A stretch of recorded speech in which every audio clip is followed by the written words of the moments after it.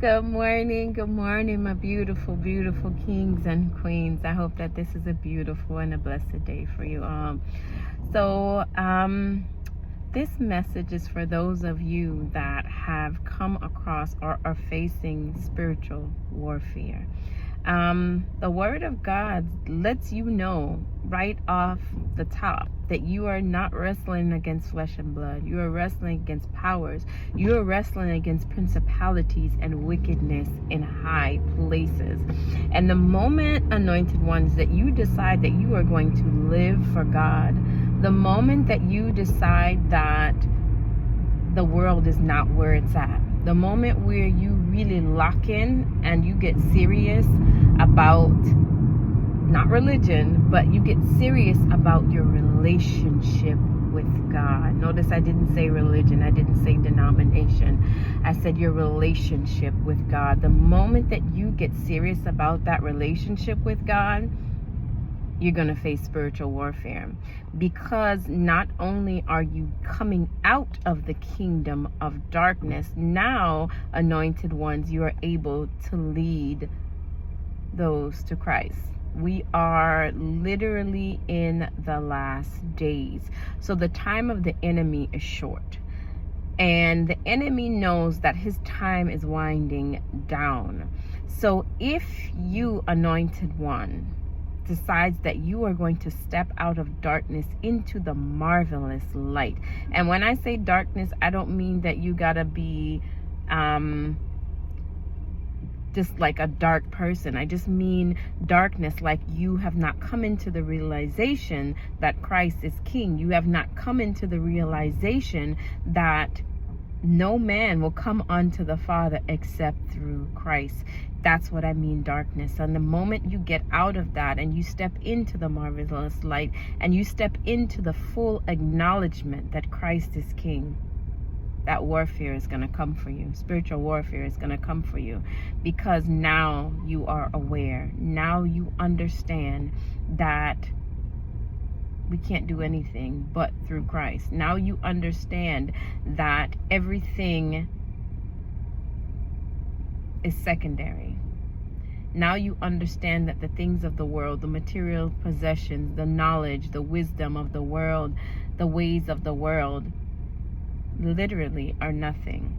And when you understand that and you are fully aware and you decide that I'm going to live for God, I'm going to let my ways speak and attest to the fact that God is real. I'm going to let my actions, I'm going to let everything that I do, I'm going to let my life be a book of God's goodness.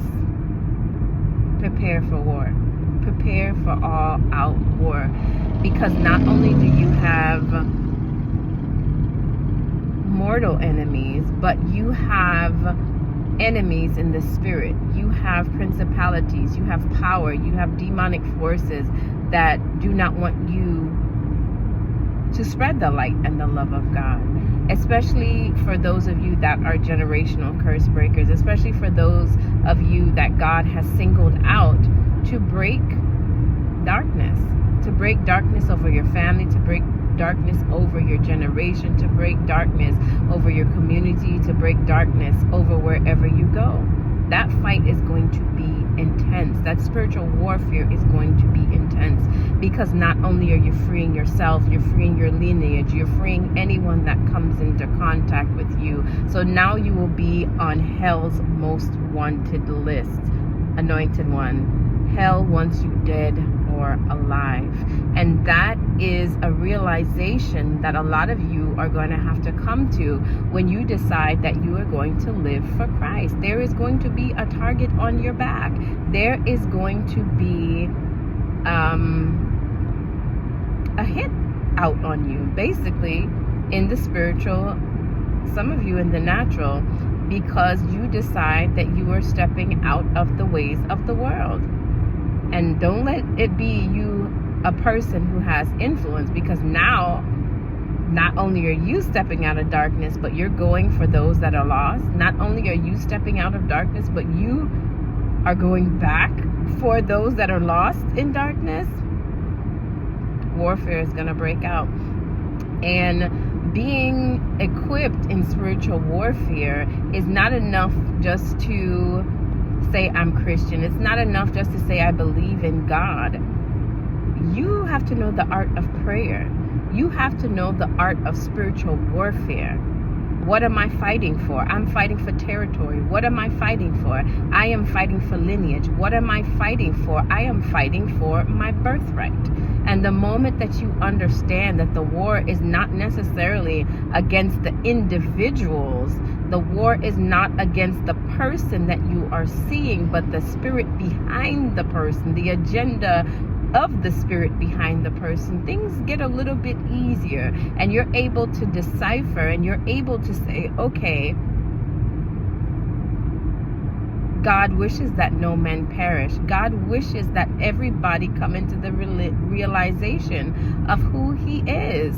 And this individual, though they are being used by the enemy, this individual, though they are plotting and planning on my life, God didn't originally intend for it to be like that. But somewhere along the line, maybe they slipped into darkness. Somewhere along the line, maybe they opened a spiritual door, and now this individual that is after me, this person that wants to see my demise, this person that will stop at nothing but to see me on my face,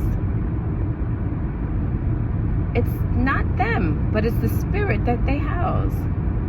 A lot of people, Anointed One, when you come out of darkness, a lot of people that you will be around, they will carry the spirit of Saul. They will carry the spirit of Haman. They will carry the spirit of Delilah.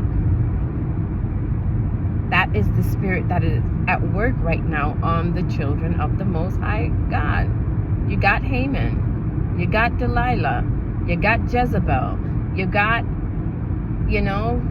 the spirits that decide that I'm going to take this one down. And why these spirits come after you, Anointed One, is because of what you house. It's because of where you are. And it's because the kingdom of darkness knows that we lost this one. It's because the kingdom of darkness knows that, they're going to free others. They're going to tell my secrets.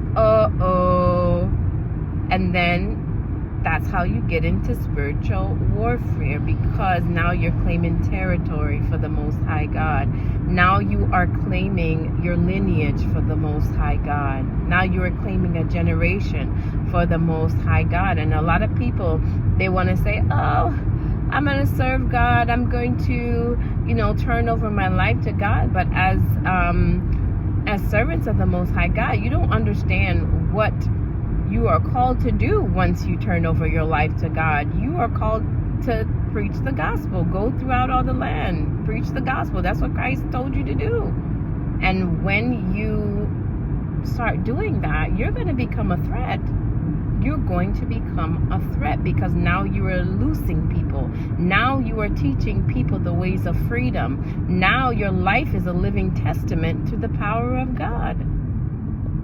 So the enemy needs to silence you. The enemy needs to basically discredit you, because heaven forbid if the world knew that God is still real. Heaven forbid if the world knew that God is still working miracles. Heaven forbid if the world knew that you can call on God in a time of trouble and he will literally save your life. Heaven forbid if the world knew that. And we're in a dark age where darkness is sweeping over the land. The ways of the world right now are extremely wicked. And to be in the marvelous light of God and to be spreading the marvelous message of his salvation, it puts you at odds with the world. It puts you at odds with the system. It puts you at odds with the status quo. So prepare for warfare. Prepare for strange attacks. Prepare for everything going wrong all at once. Because the kingdom of the enemy knows that you're free. The kingdom of the enemy knows that not only are you free, but with that power and that strength and that might that God has placed on the inside of you, you want others to be free. And that is going to make you a threat to the kingdom of darkness. So a lot of people like to say, if you're facing trials and tribulation, you did something wrong. Oh, you're not a good person. Oh, you're this. No, could it be that hell has you on their most wanted list? Could it be that the camp of the enemy knows just who you are and they want to stop you before you get to where you're going? Could it be that? Have you ever thought about that, anointed ones? You know, you got to understand the tactics of spiritual warfare. You have to understand the tactics that Satan uses to destroy the children of God. And if you don't understand that, the enemy's going to send you a Haman. You don't understand that, the enemy's going to send you a Saul. You don't understand that, the enemy's going to send you a Delilah. You don't understand that, the enemy is going to send you a Jezebel. And how you are able to overcome and how you are able, or the outcome of the situation, is going to depend on if you know spiritual warfare. So just stay vigilant, guys, and continue to shine your light regardless of the world trying to dim it, regardless of the enemy strategizing against you to silence you.